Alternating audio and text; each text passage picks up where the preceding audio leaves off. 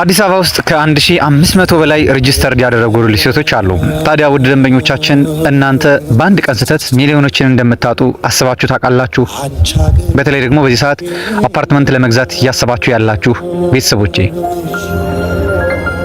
ብዙ ሰዎች መግዛታቸውን ብቻ ነው የሚያዩት። ነገር ግን የሚያጡትን ገንዘብ በአንድ ቀን ስህተት ብቻ እንደሆነ ላይገመግሙት ይችላሉ። ለዚህ ነው ከ95% በላይ የሚሆነው ገዢ ወይም ደግሞ አፓርትመንት ገዝቶ የተለያየ ንትርክ ውስጥ ወይም ደግሞ ስህተቶች ውስጥ የሚገባው ራሱ በሰራቸው 7 ስህተቶች ምክንያት ነው። እነዚህን 7 ስህተቶች ከ7 ጀምሮ እስከ ተራ ቁጥር 1 ድረስ በዝርዝር እንመለከታቸዋለን። በተለይ ደግሞ ወደ መጨረሻ አካባቢ የሚሆኑት አብዛኛው ሰው ዛሬ አዲስ አበባ ውስጥ በሪል ስቴት ላይ የተለያየ ኮምፕሌኖችና የተለያየ ሀሳቦችን እንደዚህ ሆንኩኝ የሚላቸውን ምክንያቶች በሙሉ የያዘ ስለሆነ እስከ መጨረሻው ተከታተሉ። ዛሬ ላይ ይህንን ቪዲዮ አይታችሁ እርግጠኛ ሆኜ የምነግራችሁ ይህንን ሀሳብ ሰምታችሁ እነዚህን ስህተቶች አይታችሁ እናንተ ነገ ከነገ በኋላ እኔ ጋርም ይሁን ሌሎች ሪል ስቴቶች ላይ አፓርትመንት በምትገዙ ሰዓት እንደዚህ አይነት ነገሮችን እንደማያጋጥሟችሁ 100% እርግጠኛ ሆኜ እነግራችኋለሁ። እንቀጥላለን። 7ቱ ስህተቶችና 95% የሚሆነው ሪል ስቴት ላይ ኢንቨስትመንት ያደረገ ሰው ምን ያህል እንደተሳሳተ የሚጠቁሙ ጉዳዮች ላይ እንቀጥላለን።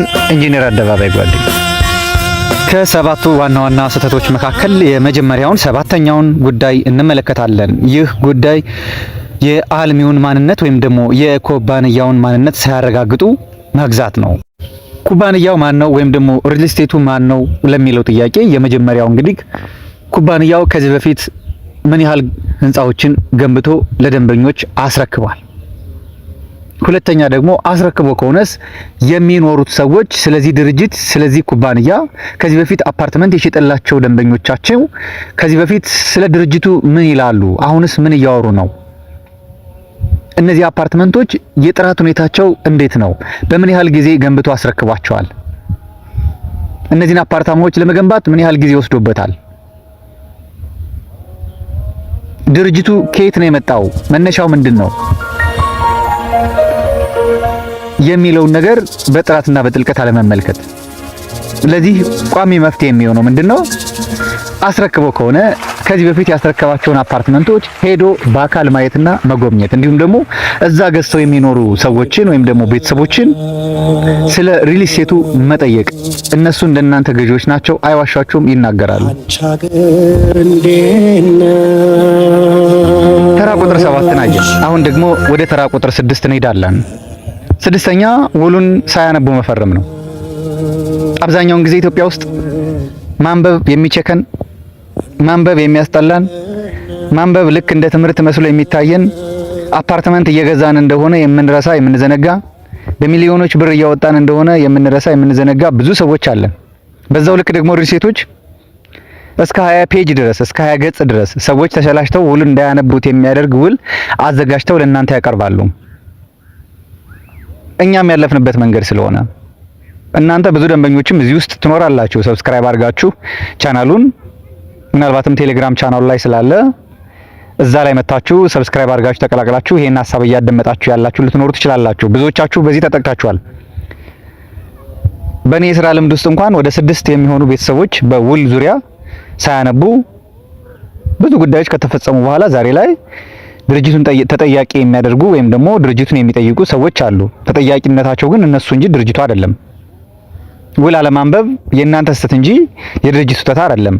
ውሉን አንበባችሁት እዛ ውስጥ የማይስማማ አንቀጽ ካለ ይውጣልኝ የማለት መብቱ አላችሁ፣ አለመግዛትም መብቱ አላችሁ።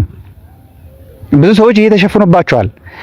እንደ ሰነፍ ተማሪ ደብተር ብቻ ገልበጥ አድርጋችሁ ፈርማችሁ የምትሄዱ ሰዎች አላችሁ። ብዙ ሪል ስቴቶች እስከ 20 ገጽ የሚደርስ ውል አላቸው። በጣም ብዙ ያልተባሉ ጉዳዮችን ጨምረው ምንም አፓርትመንቱ ላይ የማይመለከተው ጉዳይ ሁሉ የተጻፈው ውል አይቻለሁ እኔ በአካልም በጽሁፍም አይቻለሁ። ታዲያ እናንተ ውል አለማንበብ ብዙ ነገሮች ያስከፍላችኋል።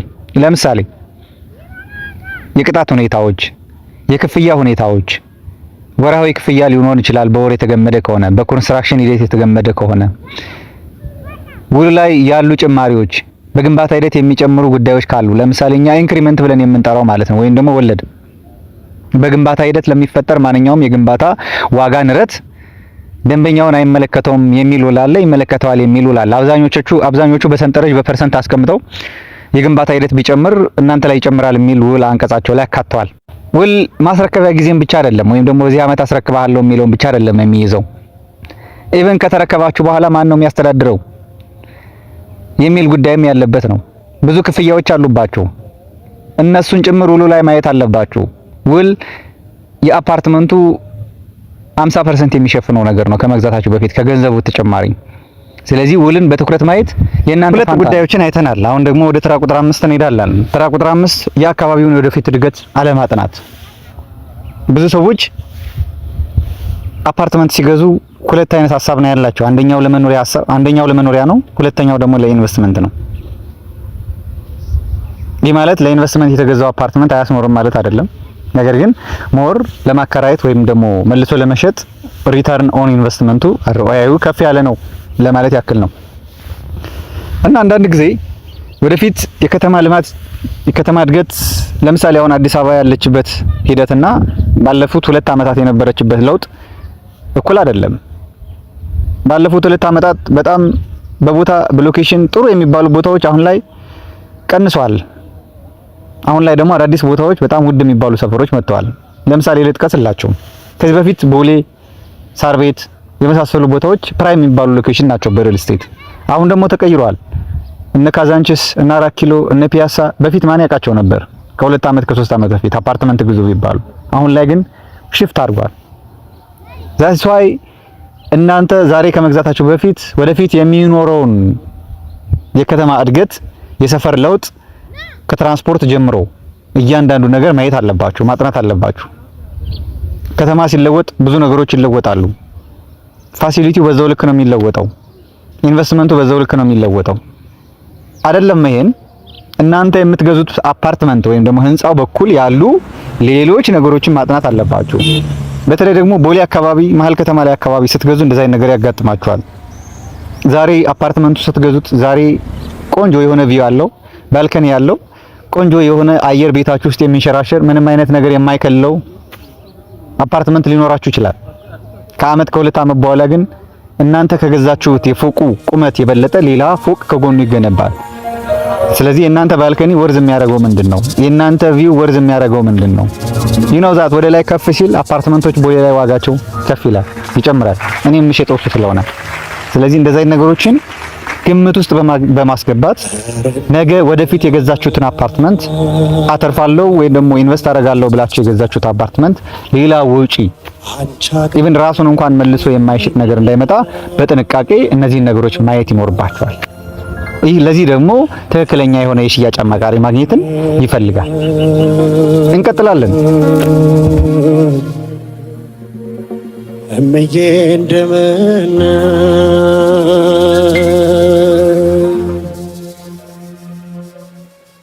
በዓለም ዙሪያ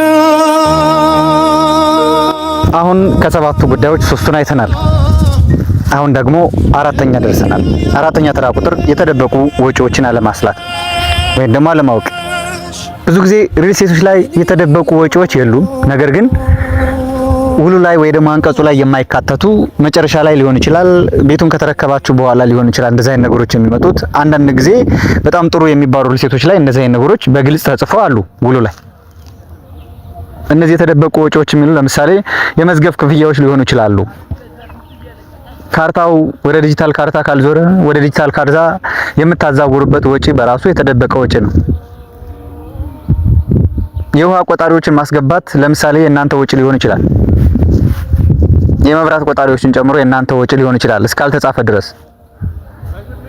ስለዚህ እንደዛ አይነት የተደበቁ ወጪዎችን በደንብ መጠየቅ፣ የሽያጭ አማካሪውን መጠየቅ፣ ማናጀሩን መጠየቅ፣ አለፍ ብሎም የድርጅቱን ዋና ስራ አስኪያጅና ባለቤቱን መጠየቅ ይኖርባቸዋል። እንደዚህ አይነት ወጪዎች ያን ያክል ብዙ ወጪዎች የሚባሉ አይደሉም፣ ግን ከምትገዙት አንፃር ፈሰስ ካረጋችሁት አንፃር እንደዚህ አይነት ወጪዎች አሉ። በተጨማሪም ደግሞ ብዙ ሰዎች አሁን ላይ የሚሸወሩበት ውል ባለማንበባቸው በከፊል ግንባታና በሙሉ ግንባታ የሚል የፊኒሺንግ ወጪ ሲያስቡት እነሱ ድርጅቱ የሚጨርስላቸው የሚመስላቸው ውል ባለማንበባቸው ግን በከፊል ግንባታ የገዙ ሰዎች ይበዛሉ። አሁን ድርጅቶች ሽያጫቸውን በከፊል ግንባታ እያዞሩ ነው። ምክንያቱም በጊዜ ሂደት የፊኒሺንግ ማቴሪያል ዋጋ እየጨመረ ስለሚመጣ በተለይም ደግሞ ውላቸው ላይ ኢንክሪመንት ያላስገቡ ወለድ ያላስገቡ ሪል ስቴቶች በከፊል ግንባታ እየሸጡ ነው ያሉት። ስለዚህ እንደዚህ አይነት ወጪዎችን በደንብ ማወቅ ይኖርባቸዋል። ወደ ተራ ቁጥር 3 እንሄዳለን። ደረጃ የምናገኘው እንግዲህ ከ95% የምትሳሳቱት ነገር ምንድነው? ዋጋ ብቻ በማየት ውሳኔ መውሰድ። ይህ ኢትዮጵያ ውስጥ ከ30% በላይ የሚሆነው ሰው የሚሸወድበት ዋናው ምክንያት ይሄ ነው። ሁልጊዜም ዋጋ የሚገዙትን ቤት የሚወስንላቸው ሰዎች አሉ። ዋጋ ከቀነሰ በቃ ይሁን፣ ይሄ ጥሩ ነው፣ ሌላው አይመለከታቸውም። እስካሁን ያልናቸው ጉዳዮች በሙሉ አይመለከታቸውም። ብቻ ዋጋው ይቀንስ፣ ብቻ ቤት ይሁን፣ ብቻ እንኑርበት፣ ብቻ ከኪራይ ይገላግለኝ የሚል ሀሳብ ያላቸው ሰዎች በጣም ብዙ ናቸው። ለዚህ ደግሞ በቅርቡ እያያችሁት ያሉት እየሰማችሁት ያለ በወሬ ደረጃ ማረጋገጫ የለንም፣ እንደዚህ ነገሮች አሉ። ቤት በ2 ሚሊዮን በ3 ሚሊዮን በ4 ሚሊዮን ብር ገዝታችሁ ህልም መስሎ የሚታይ ነገር ያለበት ጊዜ ላይ ነው የደረስነው። ስለዚህ ዋጋ የምትገዙትን ቤት እናንተ ጋር ሊመጥንላችሁ ይችላል እንጂ ዋጋ ብቻ አይታችሁ ለመወሰን አትቸኩሉ። ወደ ተራ ቁጥር 2 እንሄዳለን። በተራ ቁጥር 2 የምናገኘውና ከሰባቱ አምስተኛ የሆነው ጉዳይ ምንድነው? ሰነዶችን አለማስመርመር ነው ወይ ደግሞ አለመመርመር። ሰነድ ሲባል ብዙ ሰነዶች አሉ። ለመጀመሪያው እንግዲህ የሪል ስቴት ፈቃድ ያለው አልሚ ወይም ደግሞ ድርጅት መሆኑን የሚያሳይ ኦሪጂናል የሆነ ዶክመንት ድርጅቱ መኖር ሊኖረው ይገባል ማለት ነው። ሁለተኛው የግንባታ ፈቃድ። ሶስተኛው እና ዋነኛው ጉዳይ ደግሞ ይህ ሪል ስቴት አብሮ በማልማት ነው እየሰራ ያለው ወይስ በራሱ በግዢ ነው እየሰራ ያለው? በሊዝ ነው የተቀበለው ወይስ ደግሞ ራሱ ገዝቶ ነው እያለማ ያለው የሚሉ ሰነዶች፣ እንዲሁም ደግሞ ከተለያየ የልማት ስትራቴጂ ውስጥ የከተማ ልማት ሊሆን ይችላል የተለያዩ ድርጅቶች ላይ የሰጠ የምስክር ወረቀት ወይ ደግሞ ሽልማት የመሳሰሉ ነገሮች ካሉ እሱን አለማስመርመር። ሌላው ሊዝ ነው ያነሳ ነው። ለምን ያህል አመት ነው ሊዙ? እስከ ስንት አመት ተከፍሏል የሊዝ ክፍያው? በሊዝ የተገዛ ወይ ደግሞ በሊዝ የተሰጠ መሬት ከሆነ ምን አይነት እህት ኩባንያ አለው ይህ ድርጅት? ስንት ኩባንያዎች አሉ? ይሄኛው ድርጅት በተለያየ ምክንያት ቢያቆምበት ሌላ ቦታ ላይ ገንዘብ አምጥቶ ሊገነባበት የሚችለው ሌላ እህት ኩባንያ አለው ወይ? ያ ኩባንያ ማን ነው የሚባለው? ሪሊ አሁን አክቲቭ ነው ወይ ድርጅቱ? አንዳንድ ጊዜ ሪል ስቴቶች ከገነቡ በኋላ ፈቃድ የሚያወጡ አሉ። ግንባታ ከተገነባ በኋላ ሄደው የሪል ስቴት ፈቃድ አውጥተው አፓርትመንቶችን የሚሸጡ የሚቸበቸው፣ መጀመሪያ ላይ ደግሞ ኖርማሊ በሪል ስቴት ፈቃድ ሊዝ ተቀብለው እያንዳንዱ የሚገነቡ አሉ። እነዚህን ሁሉ ማጣራት ይኖርባቸዋል።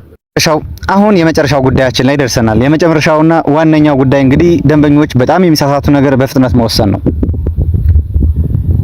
አውቃለሁ በሪል ስቴት ሰዎች ወይ ደግሞ ማስታወቂያ ጋጋታዎች በመሳሰሉ ነገሮች ሊያልቅ ነው ሊሸጥ ነው የመሳሰሉ ነገሮች እየተባሉ ገንዘብ ዲስካውንት አለው እንዲህ አድርገናል ተብሎ በዲስካውንት ብቻ ዲስካውንቱን ላለማጣት ስትሉ ቶሎ የምትወስኑ፣ ቤቱ ያልቅብኛል በማለት ቶሎ የምትወስኑ፣ በማስታወቂያ በማርኬቲንግ ስትራቴጂ ውስጥ ገብታችሁ በእነሱ የአእምሮ ልክ ውስጥ ገብታችሁ ቶሎ የምትወስኑ ሰዎች አላችሁ።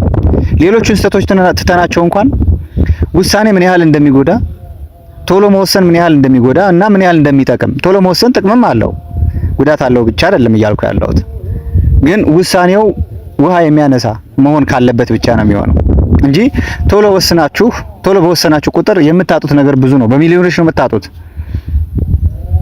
አጠቃላይ እንግዲህ እነዚህን 7 ስህተቶቻቸውን አይተናል። ሁልጊዜም እነዚህ ስህተቶች እንዲታረሙ እንዲስተካከሉ የበኩሌን አደርጋለሁ። የተሻለ ነገር ሁልጊዜም ለእናንተ ኢንጂነር አደባባይ ጓዴ የእናንተው ታማኝና እውነተኛ የሽያጭ አማካሪ፣ ሁልጊዜም በእናንተ ድጋፍ በእናንተ ሀሳብ ወደ ዩቲዩብ መተናል፣ እንቀጥላለን። ለእናንተ ከባለ 1 መኝታ ጀምሮ እስከ ፔንት ሃውስ ድረስ የተለያዩ አፓርትመንቶች አሉኝ። ያለ ምንም ወለድ የሚሸጣቸው አፓርትመንቶች ናቸው። እናንተ ጋር ምንም አይነት የኮሚሽን ክፍያ ወይም ደግሞ የኮሚሽን ጥያቄ አልጠይቅም። ይህ ሁሌም ቃሌ ነው። ድርጅቱ ራሱ እንዲከፍል እናደርገዋለን። መልካም ቀን ይሁንልዎት። አመሰግናለሁ።